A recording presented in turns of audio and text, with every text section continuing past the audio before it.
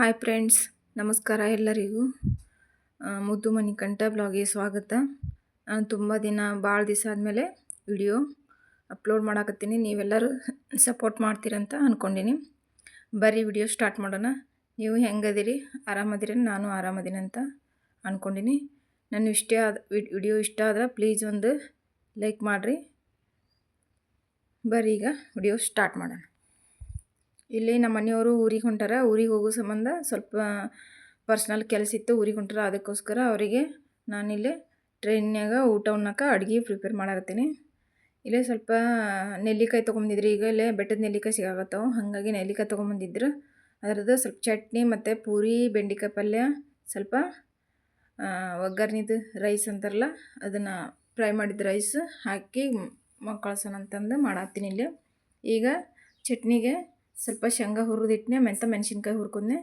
ಈಗಿಲ್ಲೇ ಬೆಂಡೆಕಾಯಿ ಪಲ್ಯ ಮಾಡ್ಕೊಳಕ್ಕೆ ಬೆಂಡೆಕಾಯಿ ತೊಳೆದು ಕಟ್ ಮಾಡ್ಕೊಂಡಿನಿ, ಅವನ್ನ ಹುರ್ಕೊಳಕತ್ತೀನಿ. ಈಗ ಹುರ್ಕೊಂಡಾದ್ಮೇಲೆ ಅದ ಕಡಾಳಿಗೆ ಸ್ವಲ್ಪ ಎಣ್ಣೆ ಹಾಕ್ಕೊಂಡು ಕರಿಬೇವು, ಜೀರಿಗೆ, ಸಾಸಿವೆ ಮತ್ತು ಉಳ್ಳಾಗಡ್ಡಿ ಹಾಕ್ಕೊಂಡು ಈಗ ಬಾಡಿಸ್ಕೊಳಕತ್ತೀನಿ. ಆಮೇಲೆ ಬೆಂಡೆಕಾಯಿ ಹಾಕ್ಕೊಂಡು ಮಾಮೂಲಿ ಬೇಸಿಕ್ ಮಸಾಲೆ ಎಲ್ಲ ಇರುತ್ತಲ್ಲ, ಅರಿಶಿನ ಪುಡಿ, ಖಾರದ ಪುಡಿ, ಉಪ್ಪು, ಗರಂ ಮಸಾಲ ಎಲ್ಲ ಹಾಕ್ಕೊಂಡು ಟಮಾಟೆನ ಹಾಕ್ಕೊಂಡು ಸ್ವಲ್ಪ ಬಾಡಿಸ್ಕೊಂಡು ಬೆಂಡೆಕಾಯಿ ಹಾಕ್ಕೊಂಡು ಮಿಕ್ಸ್ ಮಾಡಿ ಒಂದು ಲಿಡ್ ಕ್ಲೋಸ್ ಮಾಡಿ ಒಂದು 5 ನಿಮಿಷ ಕುದಿಸಿದ್ರಂದ್ರೆ ಬೆಂಡೆಕಾಯಿ ಪಲ್ಯ ರೆಡಿ ಆಗೇ ಬಿಡ್ತೈತಿ. ಈಗ ಇಲ್ಲೇ ಶೇಂಗಾ ಹುರಿದಿಟ್ಕೊಂಡಿದ್ನೆಲ್ಲ, ಶೇಂಗಾ ಮತ್ತು ಮೆಣಸಿನ್ಕಾಯಿ, ಈಗ ಬೆಟ್ಟದ ನೆಲ್ಲಿಕಾಯಿ, ಸ್ವಲ್ಪ ಬೆಳ್ಳುಳ್ಳಿ ಮತ್ತು ಸ್ವಲ್ಪ ಕರಿಬೇವು, ಸ್ವಲ್ಪ ಉಪ್ಪು, ಸ್ವಲ್ಪ ಜೀರಿಗೆ ಹಾಕ್ಕೊಂಡು ಬೆಟ್ಟದ ನೆಲ್ಲಿಕಾಯಿನ ಚಟ್ನಿ ಮಾಡ್ಕೊಳಕತ್ತೀನಿ. ಸ್ವಲ್ಪ ಹಸಿ ಎಲ್ಲನೂ ಹಾಕ್ಕೊಂಡಿನಿ.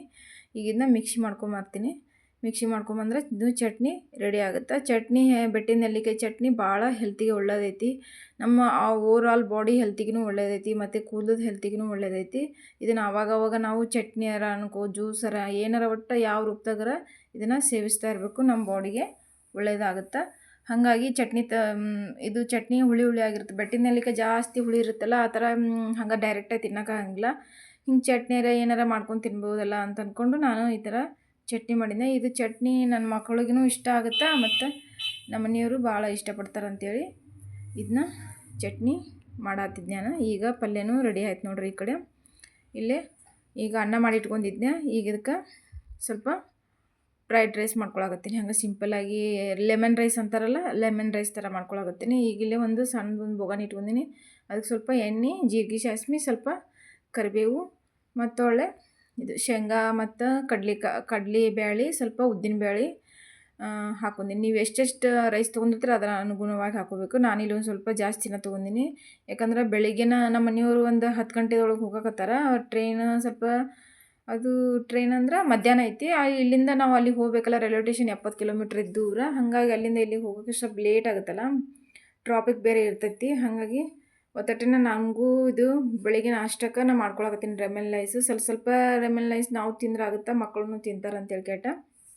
ಈಗ ಅದೆಲ್ಲ ಬಾಡಿಸ್ಕೊಂಡಾದ್ಮೇಲೆ ಸ್ವಲ್ಪ ಶುಂಠಿ ಬೆಳ್ಳುಳ್ಳಿ ಪೇಸ್ಟ್ ಹಾಕ್ಕೊಳಕತ್ತೀನಿ. ಇದನ್ನ ಚಲೋ ಅಂತಾಗ ಬಾಡಿಸ್ಕೊಬೇಕು.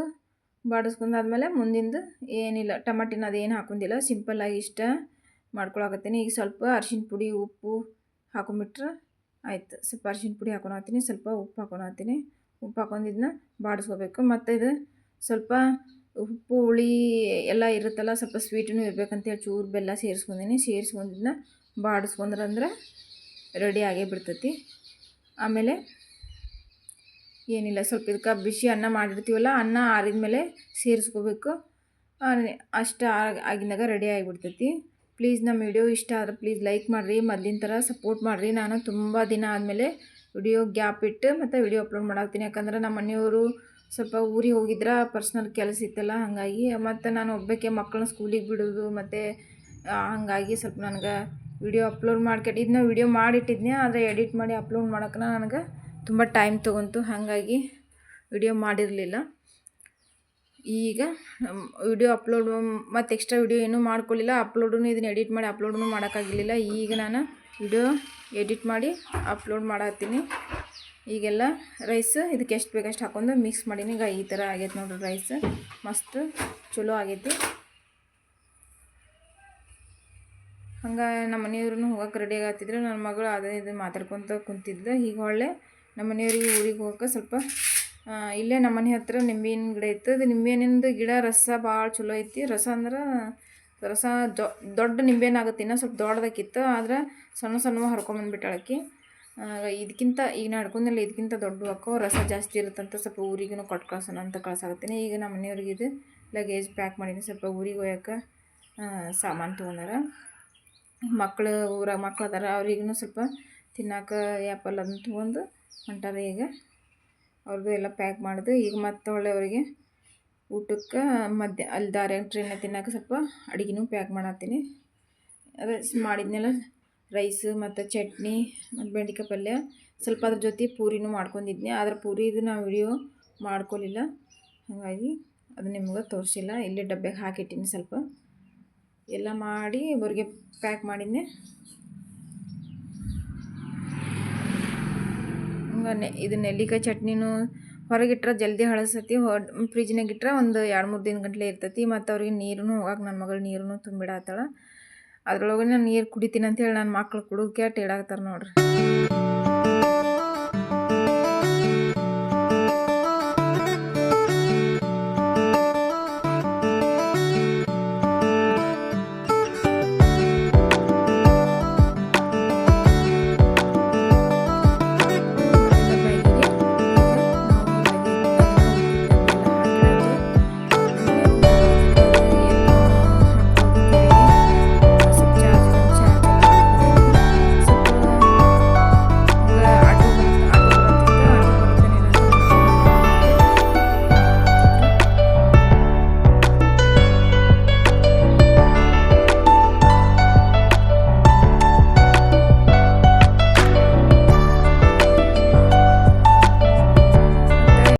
ನಮ್ಮ ಮನೆಯವರು ಊರಿಗೆ ಹೋಗಿದ್ರಲ್ರಿ, ಅಲ್ಲೇ ನಮ್ಮ ಹೊಲದ ಗೊಂಜಾಳ ರಾಶಿ ಮಾಡತ್ತಿದ್ರು. ಅದನ್ನ ಸ್ವಲ್ಪ ವಿಡಿಯೋ ಮಾಡ್ಕೊಂಬಂದಿದ್ರು. ಅದನ್ನು ನಿಮ್ಮ ಜೊತೆ ಶೇರ್ ಮಾಡ್ಕೊಂಡಿನಿ.